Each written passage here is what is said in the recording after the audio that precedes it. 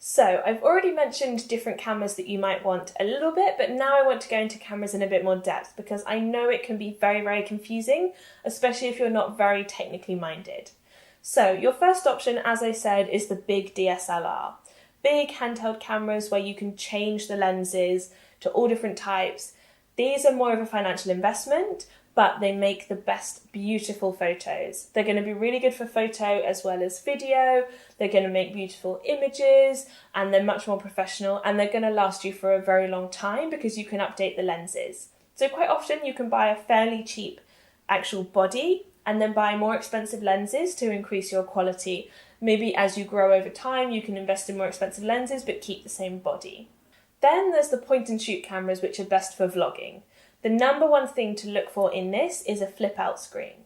And actually, even with my DSLR, I made a mistake with the flip out screen and it flips downwards, which means it's no use because it hits the tripod and I can't see it. So make sure your flip out screen is either upwards or to the side, so that when you're vlogging, you can see whether you're in the shot.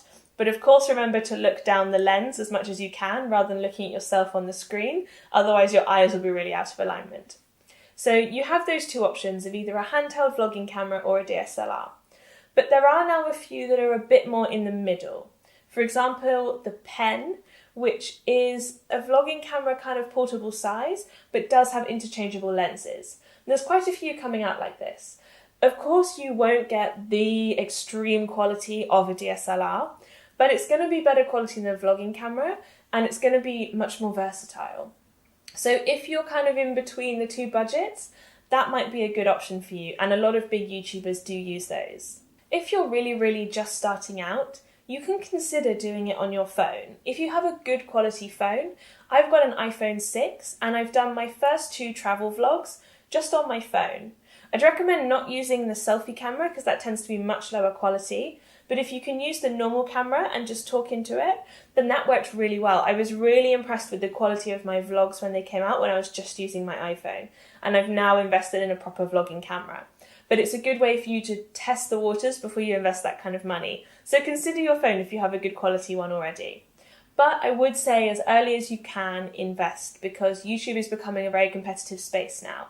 So there's a lot of opportunity out there to work with brands, be on the cover of magazines, but also it means that the competition is hotting up and people are expecting a really high quality from their videos. So you need to strike the balance, but don't underestimate your phone when you're just very starting out.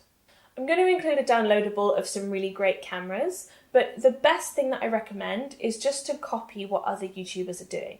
If you're watching a video of quite a big YouTuber and you think their camera looks really beautiful, the colours are nice, the depth is nice, it's good in darkness, it's good in loud situations, then just see what camera they're using. It's often listed in their description, or if you Google it, someone will have found out. Maybe they see their reflection in a mirror and they know which camera it is. So there's normally a way to find out on the internet which cameras the big vloggers are using, and then just copy them. If it's not broke, don't fix it. If people have already gathered towards a camera that's great for vlogging, just get the same one.